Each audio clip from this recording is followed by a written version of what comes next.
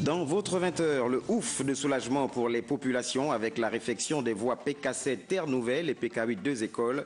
Le maire de Libreville a réceptionné ce matin ces voiries financées par la Banque mondiale. La rentrée administrative sonne aux portes. Déjà, des responsables d'établissements publics et privés s'activent pour recevoir les élèves dans de bonnes conditions. Vous verrez tout ça dans votre 20h. La recrudescence des violences conjugales au Gabon avec pour principale victime, bien sûr, les hommes. Dans ce journal, les Gabonais se prononceront et c'est le dossier de la rédaction qui recevra Lariska Laure Mamengi dans un tout petit moment. Voilà pour les titres. Madame, Messieurs, bonsoir et merci pour votre fidélité renouvelée à notre chaîne. En ouverture de cette édition d'information, on parle coopération, notamment entre le Gabon et la Russie. L'ambassadeur Dimitri Kourakov a reçu en audience au cabinet du Premier ministre. La participation du Gabon au sommet de Sochi était au menu des échanges. Andy Tungi, Bertin Osaga nous font le point. L'ambassadeur de Russie au Gabon, Dimitri Kourakov, était l'ordre du Premier ministre Julien Kogue-Bekele. Objectif de l'audience, la participation du Gabon au sommet économique de Sochi en Russie. Le 23, ce sera le forum économique, comme je dis, avec grande participation des sociétés russes dans différents domaines. Et le 24, c'est le premier sommet Russie-Afrique avec la participation de presque tous les chefs d'État et de gouvernement africains. Je pense que les chefs des États vont discuter les possibilités de développement de notre coopération, Russie-Afrique. Moscou et Libreville envisagent également de redynamiser leurs relations diplomatiques. Nous avons discuté l'état de lieu de notre coopération économique, surtout qu'en marge de ce forum, il y aura aussi le forum économique Russie-Afrique avec la participation de grand nombre de sociétés russes. Et je suis sûr que ce forum donnerait beaucoup d'opportunités de développement des relations économiques de Russie avec les pays africains, y compris notamment le Gabon. Le diplomate russe a laissé entendre que ce sommet sera une plateforme pour consolider les accords existants, fixer les secteurs porteurs et débattre sur les moyens pour les accomplir. Voilà, et puis formation encore, mais dans le cadre de la formation cette fois, ou coopération encore, dans le cadre de la formation, on y arrive. Le ministre de l'Enseignement supérieur, de la Recherche scientifique et du transfert des technologies a procédé donc hier à une signature de protocole d'accord relatif à la construction de 5 amphithéâtres avec le groupe Altus et AW Investissement. Le point avec Octavie Yolandve et Marlise Mengue. Il s'agit de construire 5 amphithéâtres à Libreville, au Vendo et Franceville. 3 amphithéâtres pour l'université Omar Bongo, 1 sur l'université des sciences et de la santé et 1 à l'université des sciences et techniques de Massoukou.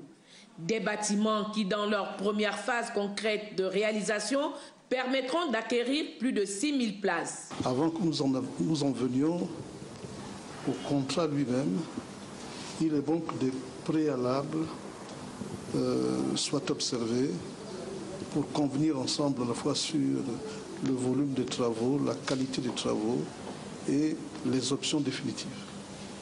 Lorsque nous aurons été tous d'accord sur ce qui est à faire, nous signerons ensuite, de la manière la plus solennelle, les contrats eux-mêmes. Cet accord, fruit d'un partenariat public-privé, s'inscrit dans le cadre du plan d'urgence mis en place et destiné au renforcement des infrastructures universitaires, afin de répondre à la problématique de l'engagement des universités du pays. Et puisqu'on parle formation, donc éducation, la rentrée scolaire 2019-2020 pointe à l'horizon. Mais avant, il y a la rentrée administrative, bien sûr, qui se prépare. À cet effet, certains responsables de lycées publics et privés s'activent déjà pour recevoir les élèves dans les conditions les meilleures. Georges Kombila, Tanguitaka. Autour du proviseur du lycée Paul Emmanuel Yegui d'Oloumi, plusieurs enseignants de cet établissement secondaire ils sont à pied d'œuvre afin de procéder aux derniers réglages liés à la rentrée administrative session 2019-2020. C'est propre à Paul Emmanuel Yegui parce que, vous savez, la rentrée administrative, on fait beaucoup de choses. Donc, il y a beaucoup de ratés quand on confectionne les emplois du temps sous la pression et à la va-vite. Et donc, nous, on prend toujours 2 semaines où, vous avez vu, l'établissement est calme, il n'y a personne, on va doucement, on fait les choses proprement et puis les collègues ne se plaignent pas. La rentrée administrative, c'est le 16. Donc à partir du 17, les listes seront affichées. Parce que les listes, on va commencer à les confectionner la semaine prochaine. Pour le moment, ce n'est pas d'actualité. On est sur autre chose, les emplois du temps. Donc dire aux parents de passer le lundi 16 ou le mardi 17 pour consulter les listes et puis pour commencer à faire ce qu'on appelle les procédures administratives. Du côté de l'UPEG, lycée panafricain, l'heure est à la propriété de l'établissement. Première cible, la peinture. Comme vous avez pu le constater, nous sommes en travaux pour accueillir la rentrée des classes qui approche, pour que les enfants soient dans de bonnes conditions, la propreté. Une méthode de travail salutaire qui pourrait sans doute inspirer d'autres établissements scolaires et universitaires en cette période. Mettre les apprenants dans les conditions les meilleures favorise sans doute des bons résultats. Et à ce propos, justement, à quelques semaines de la rentrée des classes 2019-2020, eh bien, les parents d'élèves en difficulté mettent l'accent sur les allocations et crédits bancaires prévus pour la circonstance. Le constat dans cet élément de Messagerie Ngobam et de Gérard Magnagna. C'est dans l'optique d'éviter toute surprise qu'un bon nombre de parents d'élèves font le choix des allocations et autres crédits liés à la rentrée scolaire. L'avantage pour les parents, c'est effectivement de pouvoir les soulager pendant cette période de rentrée scolaire, où il y a donc les charges qui sont importantes. Et pour les pouvoirs publics aussi, à l'époque, je crois qu'il y avait une allocation qui était donnée, et le fait de venir avec le crédit de rentrée scolaire venait soulager un peu où l'État et la communauté tout entière, puisque ça créait des discriminations, le fait que certains recevaient des dotations de l'État et puis d'autres n'en avaient pas. En mettant le crédit de rentrée scolaire, ça fait en sorte que l'ensemble de la communauté a pu avoir quelque chose. Des mécanismes souvent confus dans l'entendement de certains compatriotes. Je ne connais pas comment ça se passe dans notre banque. L'allocation scolaire, il y a beaucoup de parents qui ne savent pas comment s'y prendre. Parce qu'en fin d'année, il faut te rendre dans l'établissement de ton fils et lui demander. Et vous avez un formulaire que vous devez remplir. Or, beaucoup ne le font pas. Ce qui fait qu'à la rentrée scolaire, ils pensent que c'est automatique et ça crée des problèmes. Il y a ceux qui remplissent aussi, comme moi, l'an passé j'ai rempli, mais je n'ai pas eu l'allocation de rentrée scolaire de mon fils. Beaucoup ont fait des réclamations à la SODE. Ils en ont eu, d'autres n'en ont pas eu. Donc ça cause un peu de problème maintenant. Les allocations et autres crédits de rentrée scolaire aujourd'hui pratiqués par bon nombre d'opérateurs, à l'instar des pouvoirs publics, qui, malgré leur côté protocolaire, soulagent tout de même plus d'un. Et puis allons dans la province de la Nyanga, où l'on parle de la réouverture prochaine de 14 écoles dans différents villages du département de Mougouti, non fonctionnelles depuis des années. Elles viennent d'être recensées pour rénovation. Gildas Biviga. 14 écoles non fonctionnelles ont été recensées dans l'ensemble du département de Mougouti. C'est ce qui ressort de cette rencontre entre les acteurs du ministère de l'Éducation nationale, les chefs des cantons, des villages et de regroupements. Il est donc question pour le conseil départemental de Mougouti de réouvrir ces écoles dès la rentrée prochaine. Objectif, ramener les populations à s'intéresser à leurs villages respectifs. J'ai été sollicité par le président du conseil départemental pour apporter l'expertise technique, c'est-à-dire discuter, échanger avec les chefs de regroupement et des villages sur la faisabilité de réouvrir certaines écoles qui sont jusqu'à nos jours fermées dans le département de Mougouti. Madame le gouverneur, qui est le garant des institutions au niveau local, au niveau de Tchibanga, prendra soit une décision pour demander au chef de circonscription de prévoir dans les documents d'affectation et d'imitation des enseignants, quelques enseignants, pour que le travail effectivement commence dès la rentrée 2019-2020. Une initiative plus ou moins intéressante pour les parents d'élèves. Au total, ils ont recensé 14 écoles fermées dans le canton de Mougouti. Donc, au sortir de ce petit séminaire-là, nous avons trouvé des pistes de voies et moyens pour la réouverture de certaines écoles fermées. La rencontre s'est achevée dans l'espoir que cette initiative mettra fin à l'exode rural. Et pendant ce temps, le gouverneur de l'Oguelolo, Marie-Françoise Dikoumba, procède, elle, à l'installation des nouveaux personnels de commandement. Cette fois-ci, elle était du côté de Mulundu. Les cérémonies se sont déroulées en présence de nos correspondants Dieudonné Rungu et Constant Ondomba. Le riche Sylvain Mavionga, nouveau préfet département de Mulundu, et Régis Boupiango Pémé, sous-préfet district de Ndangui, ont été tour à tour installés par le numéro 1 de la province de l'Oguelolo, Madame le gouverneur, qui venait par ce geste concrétiser la décision du Conseil des ministres en sa session du 1er août dernier. Comme il est d'usage en pareille circonstance, les nouveaux personnels de commandement de Mulundu ont, une fois installés, eu droit aux orientations du gouverneur quant à ce que l'administration attend d'eux. Monsieur le préfet, monsieur le sous-préfet, au moment où vous prenez officiellement vos nouvelles fonctions, je tiens à vous rappeler que les autres autorités de la République vous ont choisi parmi tant de Gabonais. Ils vous ont choisi parce qu'ils ont voulu placer leur confiance en votre personne. Pour leur part, les impétrants n'ont pas manqué de remercier les plus hautes autorités pour la confiance placée en eux. Je crois que c'est ensemble que nous y arriverons, comme l'a si bien rappelé Monsieur le Président de la République lors de son adresse du 16 août 2019.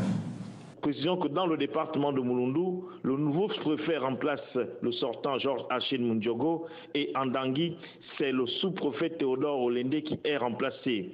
Tous deux admis à faire valoir leur droit à la retraite après avoir plusieurs années rendu des loyaux services à l'État.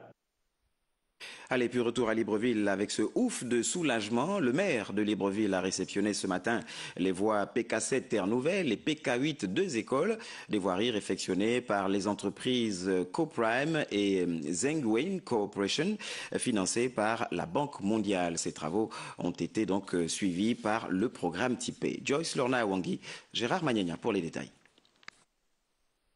Lancé en 2011, le projet de développement des infrastructures locales, PEDIL, vient de livrer pour sa phase 2 voies pavées dans les quartiers PK7 Terre Nouvelle et PK8 2 écoles dans le 5e arrondissement de Libreville. Un projet soutenu par la Banque mondiale qui répond à la volonté du chef de l'État d'offrir aux populations des quartiers sous-intégrés un accès aux infrastructures de qualité. C'est un sentiment de joie et un sentiment d'accomplissement, en fait, de voir que finalement ces lots ont été livrés donc à la population gabonaise et je suis donc avec le maire central ravi de voir concrètement les projets que nous mettons en place avec le gouvernement gabonais.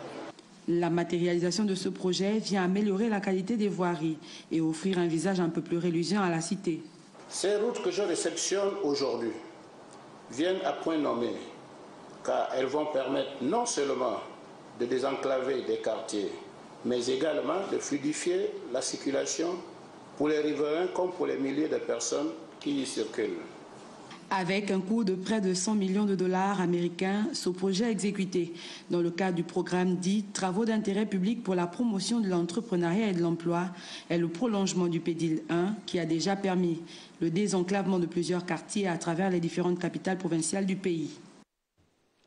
Voilà, il faut dire que la réfection de ces voies vient donc soulager les populations dans leurs déplacements au quotidien. Elle a surtout permis aux PME gabonaises d'offrir leur expertise au gouvernement en matière de construction d'infrastructures. On retrouve Joyce Lorna Wangi et Gérard Magnagna. Dans le 5e arrondissement de Libreville, 2 voies entièrement réfectionnées et pavées, PK7 Terre Nouvelle par l'entreprise Zengwin Technique Coopération et PK8 2 écoles par l'entreprise CoPrime font le bonheur des riverains. Il fallait avoir les brouettes pour transporter les effets, pour aller à l'hôpital. Il faut 2 fois vraiment courir jusqu'à la grande route là-bas pour prendre même un taxi. Nous sommes très heureux et vraiment les monuments. Ça fait du bien. Les travaux ont vraiment accéléré et ça fait plaisir à toute la population. Avant, nous avons eu des difficultés, les mamans qui tombaient malades, des soeurs qui venaient, qui voulaient accoucher, on les soulevait, on les mettait dans les bourrettes. Mais grâce aujourd'hui à cette route, nous sommes vraiment très ravis de bénéficier de ces bienfaits. Je suis très heureuse et contente pour la route des pavés qui mène du PK7 aux 2 écoles du PK8 Maintenant, les enfants pourront aller très bien à l'école. Les riverains pourraient se déplacer, aller à l'hôpital, aller dans leurs besoins. Suivi par le programme dit travaux d'intérêt public pour la promotion de l'entrepreneuriat et de l'emploi, ces travaux ont été réalisés dans les règles de l'art. Aujourd'hui, nous réceptionnons 2 voiries. La première voirie fait un linéaire de 810 mètres au total, sur une largeur d'environ un peu plus de 6 mètres. Avec donc à la fois les caniveaux qui sont prévus de part et d'autre de la chaussée, et également des équipements de sécurité. Durabilité minimale de 20 ans. 20 ans avant de refaire donc des travaux d'entretien profond. Reste désormais aux bénéficiaires de ces ouvrages d'en faire bon usage. Et puis dans l'actualité encore, le lancement ce mercredi de l'opération Transporteur Correct, une initiative du syndicat libre des transporteurs terrestres pour sensibiliser et réguler davantage le secteur. Le point avec Messagerie Ngobam et Pierre Claverella. Au marché de Nzengayong, 6e arrondissement de la commune de Libreville, Jean-Robert Meignet et ses collaborateurs, face aux transporteurs terrestres de cette partie de la capitale gabonaise, le président du CILTEG démarre ici une opération de sensibilisation dans l'optique de susciter à terme la régularisation totale de tous les acteurs du secteur. Nous avons décidé d'observer une campagne de sensibilisation de 2 semaines qui va se rendre dans tous les sites d'embarquement et de débarquement de Libreville, Ovendo et Akanda et Ntoum, parce que nous commençons par l'estuaire. En ce qui concerne les municipalités, c'est l'expertise taxi ou l'expertise automobile, c'est la taxe municipale, c'est le collage, c'est le badge d'identification. En ce qui concerne le ministère des Transports, c'est tous les papiers qui relèvent du ministère des Transports, ça part du permis de conduire, à la licence de transport, à la visite technique, etc., etc. Et la patente pour ce qui concerne le ministère des Finances. Le syndicat libre des transporteurs terrestres souhaite, par le biais de cette campagne prévue s'étendre à l'intérieur du pays, changer de paradigme pour optimiser le confort et minimiser les tracasseries en la matière. Nous voulons que cette année d'exercice soit une année correcte, où on a un transporteur correct qui est en règle vis-à-vis des différentes administrations. À quelques mois du lancement officiel des activités annuelles du dit syndicat, le CILTEG entend à travers cette initiative implémenter un genre nouveau de syndicalisme au Gabon. Et parlons de partenaires sociaux, justement, cette assemblée générale conjointe ce matin des syndicats de la communication, SINAPAP et CIPROCOM. Le hall de Gabon Télévision a donc servi de cadre à cette rencontre qui a vu la participation des agents de Gabon Télévision et de Radio Gabon. Plusieurs points ont été évoqués au cours de cette assemblée générale. Pour plus de précision, nous vous invitons à suivre les propos des présidents des 2 syndicats. Ils étaient au micro de Lardi Nguemamba. Il était question sur la table de donner des informations aux agents de l'État sur le recensement, notamment les documents à apporter le jour du recensement, et leur dire que le recensement se tenait dans une durée de 2 semaines. Et dépasser 2 semaines, ce n'est pas évident. Maintenant, il reste que cet après-midi, d'ailleurs, à 14h, nous sommes conviés au ministère de la Communication avec les directeurs généraux pour justement en parler, voir les modalités, savoir où est-ce que ça va se passer. Est-ce que ce ministère, est-ce que c'est service urgence à ouvrir pour les fonctionnaires de la communication. Les fonctionnaires, les contractuels, tous les agents en détachement, les agents incarcérés, la main-d'œuvre non permanente, les membres du gouvernement, tous ceux qui émargent dans les caisses de l'État sont concernés par ce recensement. Il s'avère que depuis 1992, les communicateurs que nous sommes battus pour les meilleures conditions de vie de travail de nos adhérents.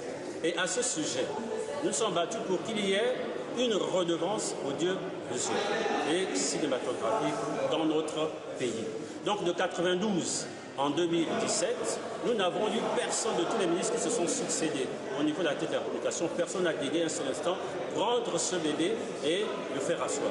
N'eût été, je pèse mes mots et c'est vérifié, n'eût été la bravoure du ministre Billy Bissé, à l'époque ministre de la communication, c'est lui qui a exhumé ce problème de redevance et c'est devenu réalité aujourd'hui. Mais ce que nous ne comprenons pas, c'est que lorsque la redevance a vu le jour, les hautes autorités ont dit que la redevance servirait à payer les frais de production. Alors on ne comprend pas que la redevance a vu le jour. Au lieu que cette redevance sert à payer les frais de production, ça prend des destinations autres. Dans la rubrique Fait de société, au Gabon, les violences conjugales deviennent de plus en plus récurrentes. Mais cette fois-ci, ce ne sont pas les hommes qui sont pointés du doigt, mais les femmes qui s'illustrent depuis plusieurs mois maintenant par des assassinats et meurtres de leurs conjoints ou amants. Suite à toutes ces violences, eh bien, les Gabonais se prononcent à travers cet élément de Lardi Nguemamba et de Bertin Osaga. La situation devient virale au Gabon depuis plusieurs mois, voire années. Les jeunes femmes s'illustrent dans une violence sans précédent. Les faits et les actes sont récurrents. Le dernier en date, c'est l'acte de la jeune femme qui a égorgé son amant dans une église. Une situation qui ne laisse pas les populations indifférentes. C'est un phénomène assez triste de constater que des femmes violentent des hommes. Dans notre société africaine, c'est souvent l'inverse. Je punis l'homme, mais je ne peux pas poignarder. Il y a beaucoup de façons de punir un homme. Vous ne lui donnez pas à manger, vous sortez, vous faites une petite balade et puis vous l'ignorez aussi. Ce genre de truc, mais poignarder, je ne pourrais pas. C'est un désespoir qui rentre dans le cœur des femmes. Les femmes sont désespérées. Problème d'éducation ou un déséquilibre mental, les opinions divergent. Et face à certaines situations, la personne ne pourrait pas réagir comme une personne normale. Au cas de la femme c'est une personne très sensible. Vous êtes d'accord avec moi que si une femme est touchée déjà de manière morale, sentimentalement, elle n'aurait pas cette capacité parfois de pouvoir gérer certaines émotions. C'est l'homme manager et que la femme vienne en complément dans la société. Et comme ça, on aura une société plus ou moins sereine, plus ou moins équilibrée. Et vous savez que ce que la femme donne, ça se propage avec les enfants. Si la femme n'éduque pas bien ou ne garde pas bien sa maison, ça se propage sur les enfants. Et si les enfants sont contaminés, la société est pourrie. Les jours passent et le phénomène s'enracine. Pour les populations, l'État devrait prendre la mesure du problème et mettre en place des dispositions coercitives afin de dissuader les potentielles candidates. Voilà, et la rédaction de Gabon Télévision a donc décidé de marquer un stop sur ce fait de société puisque nous recevons ce soir Lariska Laure Mamengui. Bonsoir Lariska. Bonsoir Martial. Alors vous avez suivi avec nous ce reportage, vous avez mené également vos petites investigations. Et finalement, qui sont les plus touchés à travers ce phénomène nouveau? À l'époque c'était les hommes, aujourd'hui ce sont les femmes. Alors, plus en danger les hommes ou les femmes finalement? Bon, visiblement, s'il faut rester dans le contexte, ce sont les femmes qui sont aujourd'hui les bourreaux des hommes. Les hommes sont aujourd'hui les victimes. Mais après, il faut dire que effectivement, c'est un phénomène nouveau dans notre pays. Surtout en 2019, nous avons vécu des actes particulièrement effroyables. Ce qu'il faut quand même préciser, c'est qu'il existe plusieurs types de femmes criminelles. Il y a des femmes qui le font par légitime défense, soit pour se protéger d'un mari violent ou pour protéger sa progéniture. Il y a aussi celles qui le font par intérêt, par rébellion contre son rejet. Beaucoup se sentent frustrés, effectivement, par le fait qu'elles se sentent de plus en plus délaissées par leur partenaire. Alors, c'était d'ailleurs ma question suivante. Vous y avez déjà un tout petit peu répondu. Ce serait effectivement de nous faire un tout petit peu le round-up, les raisons qui poussent ces femmes, finalement, à en arriver là. Merci Martial, mais effectivement j'ai essayé de rencontrer un psychologue avec qui on a longuement échangé, qui m'a notamment présenté quelques raisons qui pourraient être... Les raisons sont nombreuses. C'est vrai que ça dépend du contexte, il y a plein de choses qui rentrent en compte, mais il y a quand même quelques raisons qu'il a évoquées qui sont les plus récurrentes, notamment ici au Gabon. Il a cité comme ça, par exemple, la cupidité, comme je l'ai dit tout à l'heure, surtout venant des jeunes filles, elles sont plus... Du moins pour la plupart, elles sont à la recherche de l'argent facile, elles ont l'amour de l'opulence, de toujours vivre au-dessus de leurs moyens. Ça fait que certaines deviennent femmes beaucoup plus tôt. Parce peut-être elle est issue d'une famille modeste, pourquoi pas pauvre, et elle voit sur les réseaux sociaux avec des amis, il y en a qui vivent bien, qui ont des objets de valeur. Donc avec tout ce complexe, toute cette envie, ça peut développer des comportements, ça peut donner à la fille l'envie d'être beaucoup plus grande et de plaire aux hommes qui sont susceptibles de l'offrir ce qu'elle veut. Et malheureusement, ça finit mal. Bon, pas dans tous les cas. Mais après, il y a aussi l'accumulation de frustration. Et là, c'est un peu la responsabilité des hommes. Je tiens quand même à préciser qu'il ne s'agit pas de justifier ces actes odieux. Non, pas du tout. Mais seulement de relever quand même les éléments qui pourraient être à l'origine de cette situation. Donc l'accumulation de frustration, je dirais, Marcia, j'y arrive. Les hommes, arrêtez de mentir aux femmes. On va le dire comme ça. Parce qu'il y a une accumulation de frustration. Il y a une accumulation de fausses promesses. Il y a trop de mépris. Il y a plein de situations qui emmènent les femmes à se sentir vraiment lésées et qui peuvent, en fonction de l'équilibre de leur mental, conduire à l'irréparable. La jalousie, comme je l'ai dit ici, l'infidélité grandissante du conjoint peut emmener effectivement... Alors, désolé, je n'ai pas envie de vous interrompre. Rapidement, doit-on s'inquiéter finalement de ce phénomène nouveau, ces femmes? Oui, je pense qu'il faut s'inquiéter parce que le cas du Gabon, c'est en majorité des jeunes filles de moins de 30 ans. On a vu en 2019, on a eu un cas d'une jeune fille d'à peine 20 ans qui a organisé le braquage et l'assassinat de son compagnon pour de l'argent. Quelques jours plus tard, dans la même période, on a eu un événement similaire, mais cette fois, une jeune fille, c'est vrai, de la même tranche d'âge, qui a fait assassiner son petit ami pour un montant dérisoire, je pense que c'était à peine 10 000 francs. Donc récemment encore, on a vu un jeune homme se faire égorger dans une église. Fort heureusement, il a eu la vie sauve. Donc, c'est des filles, c'est particulièrement dans la même tranche d'âge. On retient qu'il faut s'inquiéter parce que déjà, c'est aussi une grande partie, le Gabon est composé d'une grande partie de jeunes. Et si ces jeunes se lancent dans des activités qui peuvent nuire à leur avenir parce qu'aller en prison très jeune, ça veut dire que c'est déjà une grande partie de sa jeunesse qu'on a détruit. Donc il faut dire que c'est quand même inquiétant et je pense que les pouvoirs publics sont dessus. La sonnette d'alarme est donc tirée. Merci à vous, Lariska Laure Mamengi, pour toutes ces précisions. La suite, en vue donc de bien préparer la 44e Assemblée Générale de la Fédération des Sociétés d'Assurance de droit national africaine qui va se tenir en février 2020 dans notre pays, eh bien, le comité exécutif de la dite plateforme qui regroupe plus de 200 sociétés séjourne actuellement au Gabon. Une réunion avec le comité d'organisation locale s'est tenue ce matin. Le point avec Stevie Oyanmuzu et Richard Moubiwa. Officiel depuis plusieurs mois, le Gabon va abriter en février 2020 la 44e Assemblée Générale de la Fédération des Sociétés d'Assurance de droit national africaine. Pour réussir ce challenge sur le plan organisationnel, le comité exécutif FANA fait au Gabon depuis quelques jours. Ce mercredi, il s'est entretenu avec le comité local. Il était question de passer en revue le cahier des charges et nous allons, après la première rencontre avec le comité local, nous allons visiter les sites avant effectivement de nous prononcer sur le lieu de l'événement. On sait très bien que Libreville est outillé en tout cas pour accueillir cette grande messe. Plus de 1000 personnes sont attendues dans la capitale gabonaise. Une grande messe qui permettra au Gabon de valoriser son potentiel assurantiel, économique, culturel et même politique. Sur le plan international, continuer de placer le Gabon au cœur du développement de l'Afrique. Et la FANAF qui réunit, on va dire, environ entre 1000 et 1200 personnes qui viennent assister à cette conférence, bien sûr, à des enjeux économiques. Vous imaginez toutes ces personnes présentes sur le territoire qui certainement auront des activités économiques et c'est tout à l'honneur du Gabon de profiter de ces enjeux.